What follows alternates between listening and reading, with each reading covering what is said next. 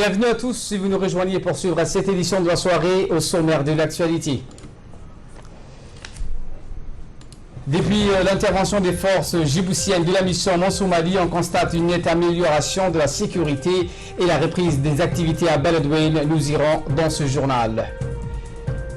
Et concernant la conférence sur le climat à Paris, le projet d'accord a été finalisé. Élément de réponse dans ce journal. Mais avant de développer ces titres, cette image du ministre de l'Éducation nationale et de la formation professionnelle, le Dr Jama El-Meroukié, qui a reçu aujourd'hui dans son cabinet l'ambassadeur du Japon à Djibouti, Tetsuo Arai. Et l'ambassadeur du Japon était à la tête d'une délégation du directeur du bureau à Djibouti. Les représentants de l'entreprise chargée de la finalisation des travaux de formation des enseignants de l'enseignement fondamental. Et au cours de cette rencontre, à laquelle ont pris part les hauts cadres du MENFOP, les discussions entre le ministre et ses visiteurs de marque ont été l'occasion d'étudier les voies et moyens d'améliorer le partenariat du Japon avec notre pays dans le domaine de l'éducation. Effectivement, donc les discussions entre les deux parties ont aussi porté sur la finalisation des travaux du centre de formation des enseignants, je vous le disais, fondamental. Les deux parties donc se sont mis d'accord à la finalisation et à la concrétisation des travaux de ce centre de formation des enseignants dans le plus bref délai afin qu'ils répondent aux besoins et aux exigences d'un centre de référence en matière de formation continue de personnel enseignant djiboutien. Écoutons les réactions des participants à cette réunion. C'était une réunion importante puisqu'elle a été présidée par le ministre lui-même de l'Éducation nationale et de la formation professionnelle en présence de l'ambassadeur du Japon et du représentant de la JICA qui représente le Japon pour toutes les activités à Djibouti. La discussion a notamment porté en particulier sur le projet concernant le centre de formation des enseignants de l'enseignement fondamental qui n'a pas encore été inauguré. Et nous avons notamment discuté, puisqu'il y a encore des travaux qui n'ont pas été tout à fait finalisés. Et donc, l'essentiel des discussions ont porté là-dessus. Les deux parties ont échangé et les échanges ont été importants et fructueux et se sont entendus et se sont mis d'accord sur tous les points pour que, enfin, ce centre puisse ouvrir ses portes et être inauguré dans de bonnes conditions. Et sans transition, donc, éducation toujours, cette fois à Dikil, où le ministre de l'Éducation nationale et de la formation professionnelle, Dr Jama El-Meroukié, accompagné d'une forte délégation composée des hauts cadres du MENFOP, s'est rendu dans la ville de l'Unité. Le ministre et ses collaborateurs ont été accueillis chaleureusement par une aide d'honneur formée par les enseignants de cette région. Et cette visite du ministre fait suite à la promesse qu'il a tenue lors de la célébration de la Semaine nationale des enseignants à la famille de venir rencontrer les enseignants au cours d'un déjeuner en leur honneur. Ce fut chose faite. En effet, les quelques 400 enseignants de la région de l'Unité se sont rencontrés autour d'un copieux déjeuner dans un moment de retrouvailles et de partage où responsables en premier, le ministre et enseignants ont communié ensemble dans la joie et la convivialité. Écoutez, une enseignante qui nous livre ses impressions. C'était juste après ce déjeuner.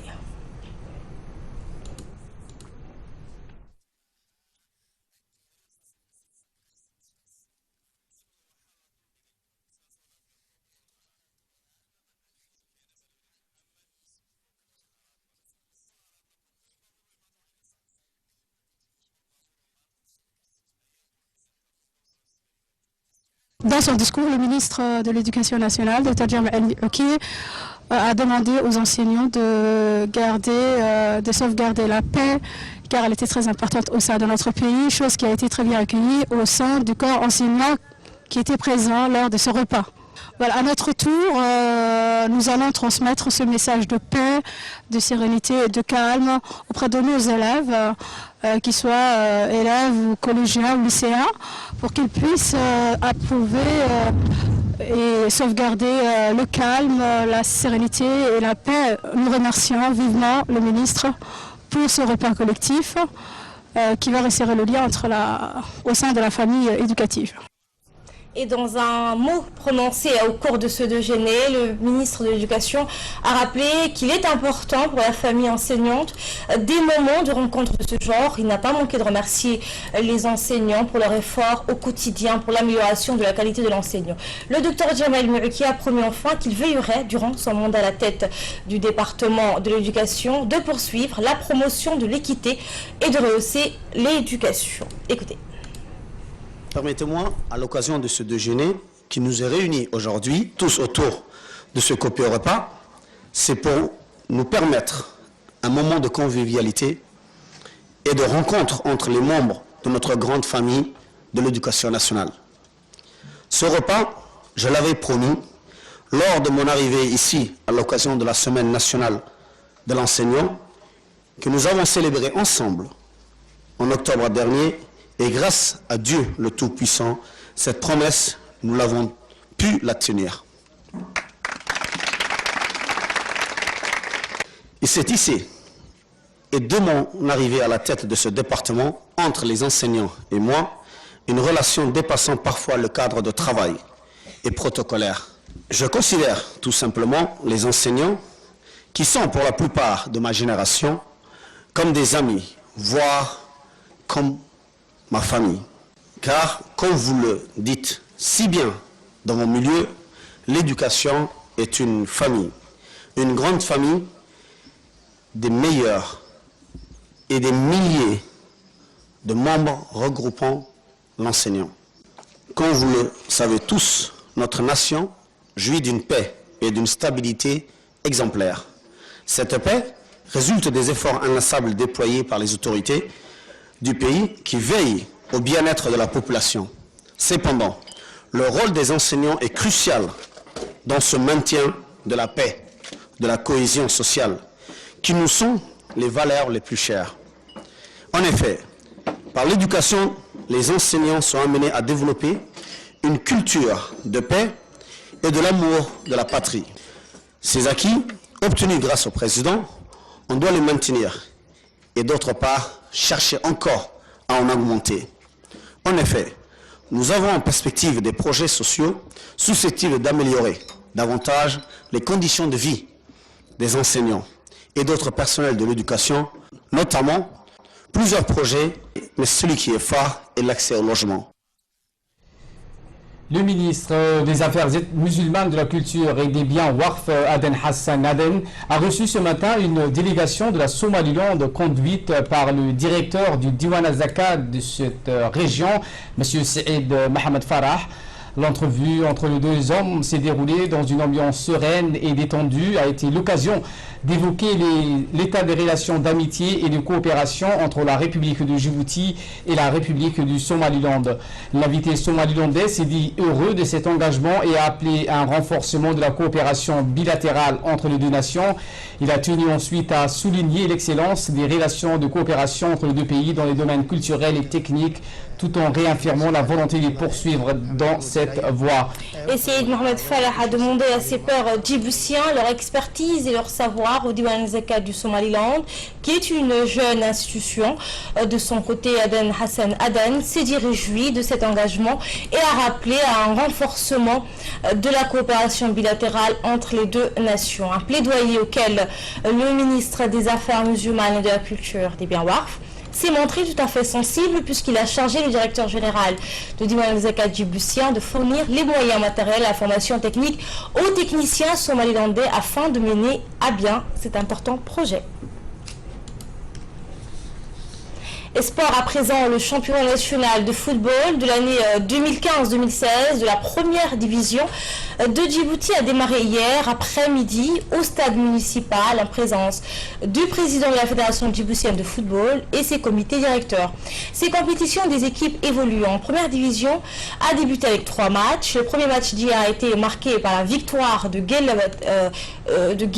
Battle contre l'équipe de l'hôpital Belbala par un score de 2 buts à 1. Et justement, donc, le deuxième match a opposé l'équipe du CDE à celle d'Arta, à celle de Dikil plutôt. La victoire est revenue à l'équipe d'Arta. par 3-0. Le troisième match a opposé le champion en titre Assas Djibouti Télécom et la Gendarmerie nationale. Une rencontre qui s'est soldée sur le score de 2-0 en faveur de la Gendarmerie nationale. Les deux joueurs donc qui évoluent en gendarmerie que nous avons pu interviewer après le match ont indiqué que les dirigeants de la formation ont profondément réformé leur équipe avec le recrutement des nouveaux joueurs qui ont fait basculer le match. L'actualité de ce samedi, c'est aussi cette journée nationale d'exposition d'art plastique qui a eu lieu ce matin au Sheraton Hotel sous le thème création artistique. Cette exposition de chefs d'œuvre a été organisée et planifiée par artistes connus dans le domaine des arts plastiques, également professeur de l'Institut djiboutien des arts. Il s'agit de l'ancien ministre Refri Abdelkader Bamakrama. Le domaine des arts plastiques, peinture, sculpture, gravure, presque méconnu à Djibouti par les connaisseurs et certaines élites de notre pays, ainsi que les mondes d'artistes djiboutiens. Le milieu des arts plastiques est très restreint. Ce workshop sur les arts plastiques a vu la participation du ministre des Biens Warf, de la Culture, Aden Hassan Aden, ainsi que le directeur général de l'IDA. L'objectif majeur de cet atelier était de lancer les jeunes artistes djiboutiens passionnés dans ce domaine. Ainsi, une formation de courte durée sera lancée pour les encourager. Organisateur de cet événement, M. Refri Abdelkader Bamakrama, un grand artiste plasticien qui a eu la clairvoyance d'épauler les artistes confirmés de la République de Djibouti. Aujourd'hui, vous avez pu voir, il y avait ici la présence de 6 artistes confirmés qui constitue la locomotive pour l'avenir pour les arts plastiques. Donc, ce don constitue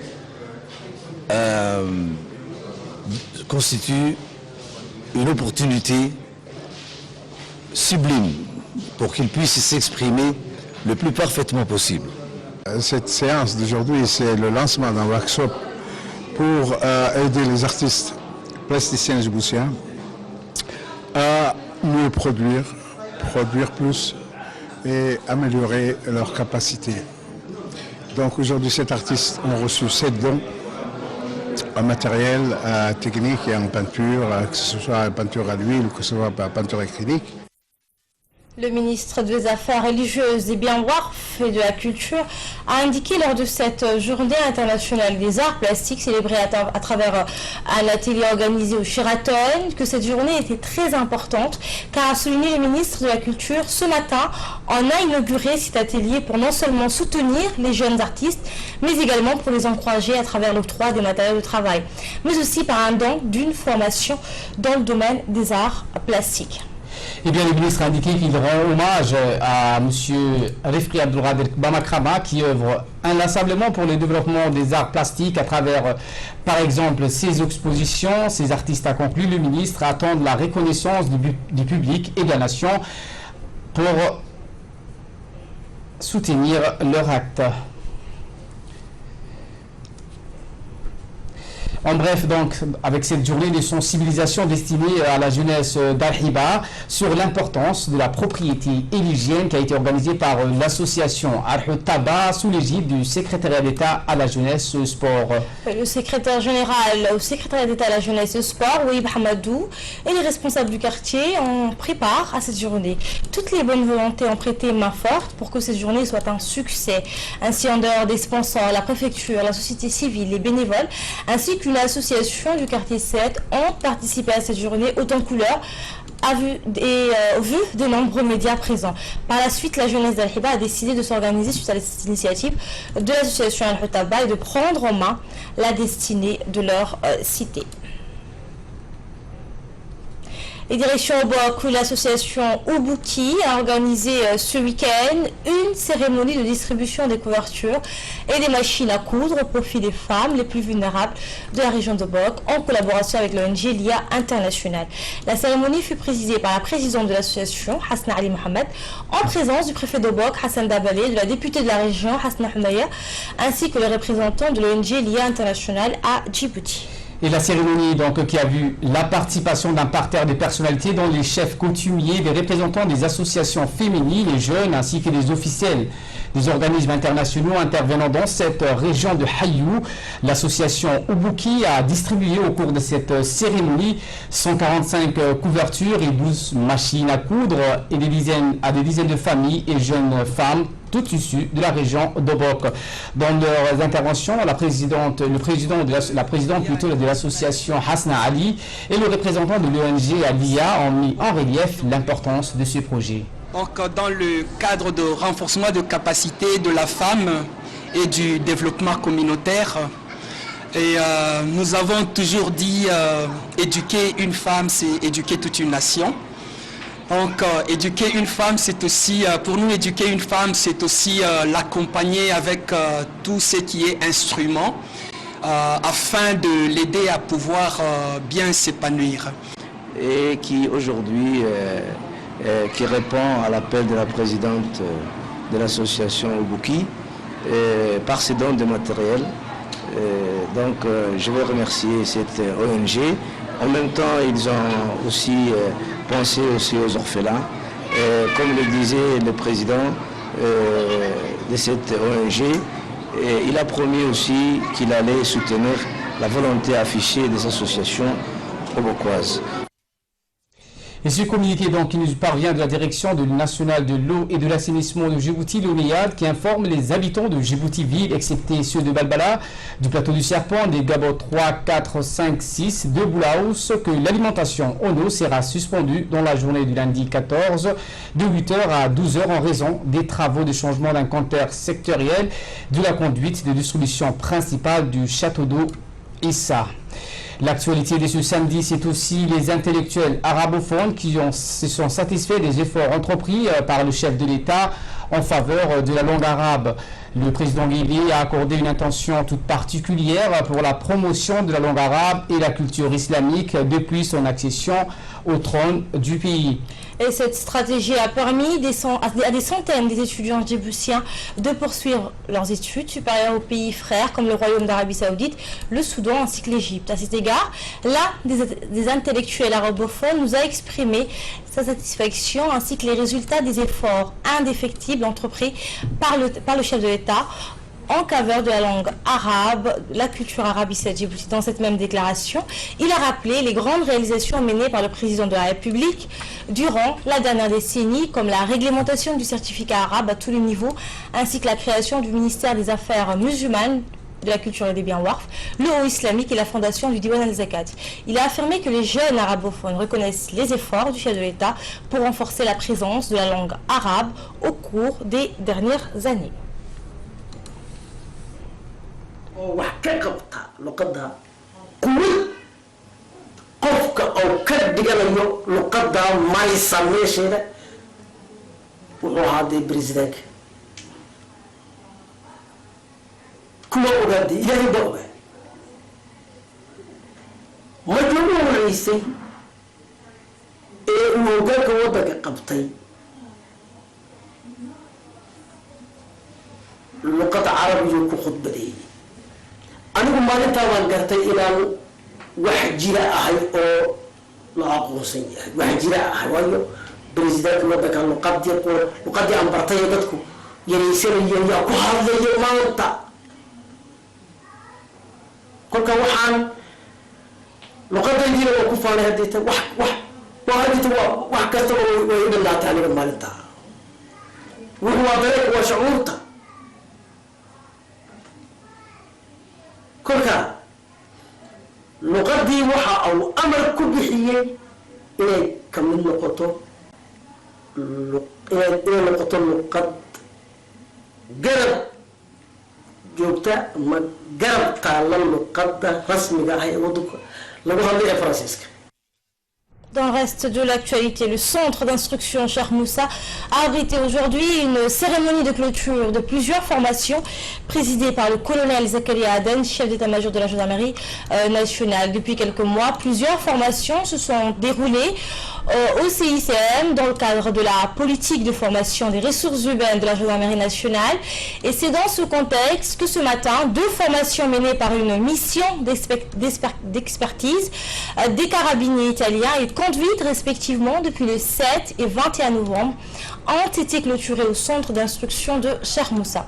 La cérémonie présidée par le colonel a vu la participation de plusieurs officiers des carabiniers. Et les formations dispensées portaient sur la criminalité environnementale et sur les investigations effectuées sur des scènes de crime. Les stagiaires de cette formation ont montré par le biais d'un exercice les techniques à adopter dans un milieu contaminé, en commençant par suspicion de la zone jusqu'au conditionnement de scellés, en passant par le prélèvement aléatoire des produits suspectés. Cette formation est constitutive, l'internationalisation de ce crime. La seconde formation donc sur les investigations criminelles a quant à elle permis aux stagiaires d'acquérir les techniques conventionnelles reproduises lors d'une scène de crime. Elle comprend la gestion de la scène, la révélation et conditionnement des indices de preuve en évitant de polluer le moins possible la scène. À cette occasion, il a été au président de la cérémonie une démonstration relative à la découverte d'un crime macabre et à l'investigation de la scène de crime.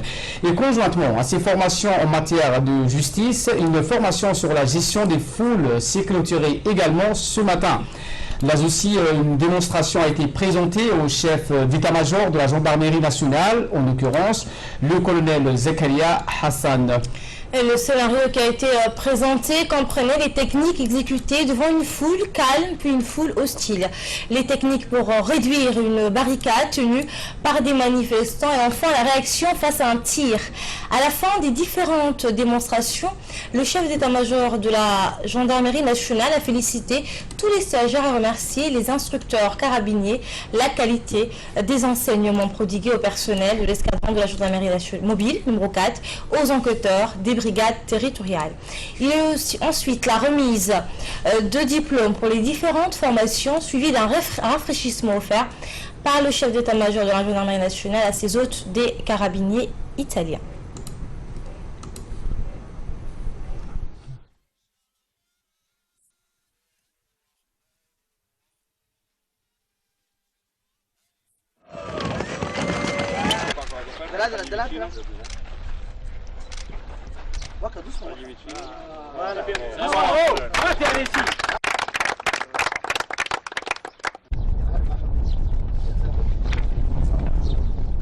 Et nous vous annonçons le décès de feu Dahir Elmi Boulboul, décédé dans la soirée du jeudi à Balbala.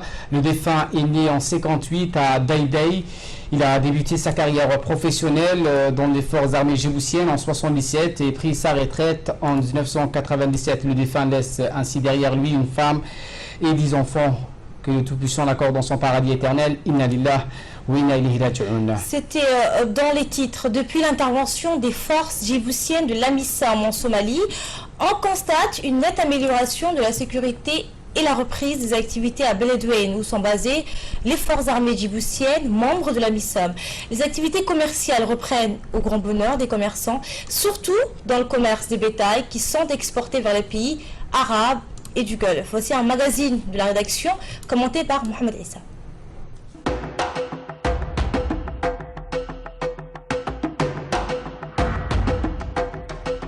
Dans ce reportage envoyé par notre correspondant en Somalie et à Beledweyne, il est question de l'amélioration de la sécurité et la reprise des activités commerciales à Beledweyne depuis l'intervention des forces djiboutiennes de l'AMISOM.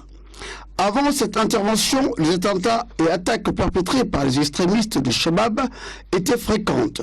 Mais l'intervention de soldats djiboutiens a mis fin à la situation d'insécurité.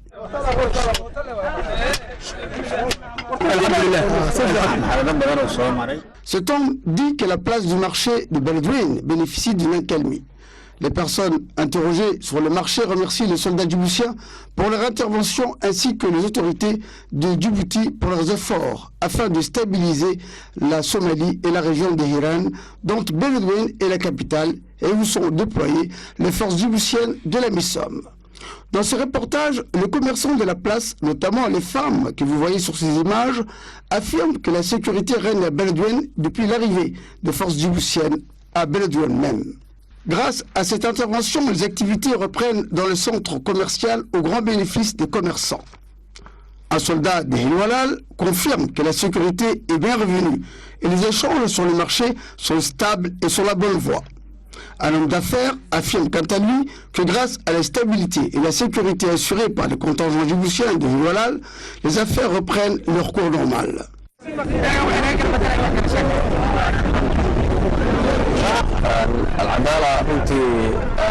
Ce businessman ajoute que la population circule librement dans les grandes artères de la capitale et c'est toujours grâce aux efforts de sécurisation menés par les forces des armées djiboutiennes de la MISOM, Hiloualal, basée à Beledweyne et dans la région de Hiran. Nous remercions chaleureusement le président djiboutien, M. Ismaël Merguele, et le commandement de Hiloualal et les éléments armés de Djibouti pour leurs efforts et soutien et stabilisation de la région de Hiran. Selon notre correspondant, la population de Beledweyne a confiance au contingent de Djibouti et de la MISOM, ce qui a facilité l'intégration à cette même population. Grâce à cette confiance, l'atmosphère est bonne entre les soldats djiboutiens et la population civile somalienne.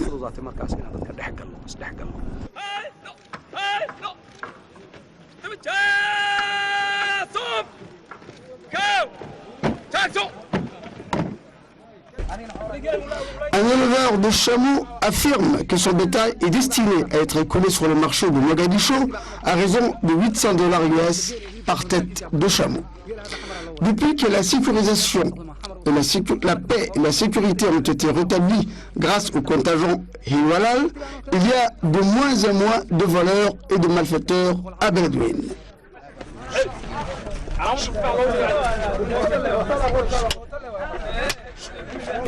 Cet autre homme d'affaires nous explique que la population de Beledweyne voit les soldats djiboutiens comme des frères, venus les aider pour les aider à retrouver la paix et la sécurité. De plus, il ajoute que les soldats djiboutiens se rendent fréquemment au marché pour acheter ce dont ils ont besoin, et cela crée une bonne atmosphère. Les soldats prennent le même bus que nous, fréquentent le même restaurant et de plus parlent la même langue que la population de Beledweyne, affirme-t-il.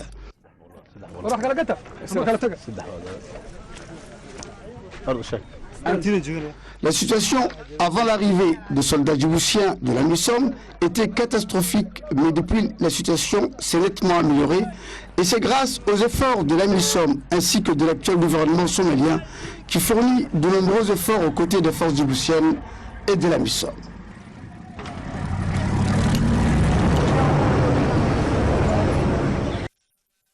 Actualité à présent hors de nos frontières. Laurent Fabius ému aux larmes en annonçant le projet d'accord final. Nous sommes presque au bout du chemin et sans doute au début d'un autre, a déclaré Laurent Fabius, d'une voix étranglée au bord des larmes, lors de la séance plénière ce samedi matin, en présentant le projet final de la COP 21. L'émotion de Laurent Fabius n'est pas passée inaperçue en dernier jour de la COP 21. Il est apparu fatigué et particulièrement ému au moment de présenter les points essentiels de ce projet d'accord final sur le climat qui vise à limiter le réchauffement de la planète. Projet qui a été soumis aujourd'hui aux représentants de pays réunis près de Paris. Ce projet d'accord est juste, durable, dynamique et équilibré, et juridiquement contraignant, encore déclaré le chef de la diplomatie française dans un discours qui a déclenché des applaudissements nourris des délégations qui se sont ensuite levées. Laurent Fabius, difficilement son émotion, se tenait debout à la tribune, la main sur le cœur. Et en Arabie Saoudite, cette fois, ouverture des premières élections autorisées aux femmes. La journée est historique. L'Arabie Saoudite organise pour la première fois samedi des élections aux femmes candidates et électrices. Un timide pas en avant vers l'égalité des sexes dans ce royaume ultra-conservateur. À l'ouverture du scrutin pour les élections municipales, électeurs et électrices pourront toutefois choisir entre 6000 candidats hommes et 900 femmes autorisés pour la première fois à se présenter. Tous briguent un siège dans les 284 conseils municipaux, seule assemblée à être composée des élus mais qui ont des pouvoirs limités. La mixité dans les lieux publics étant interdite dans le royaume, les candidates en campagne n'ont pu rencontrer que leurs électrices qui sont 119 000 à s'être inscrites pour la première fois sur une liste électorale sur un total de près de 1,5 million d'électeurs selon les chiffres officiels. L'Arabie Saoudite était le dernier pays du monde à dénier à ses citoyens les droits de vote.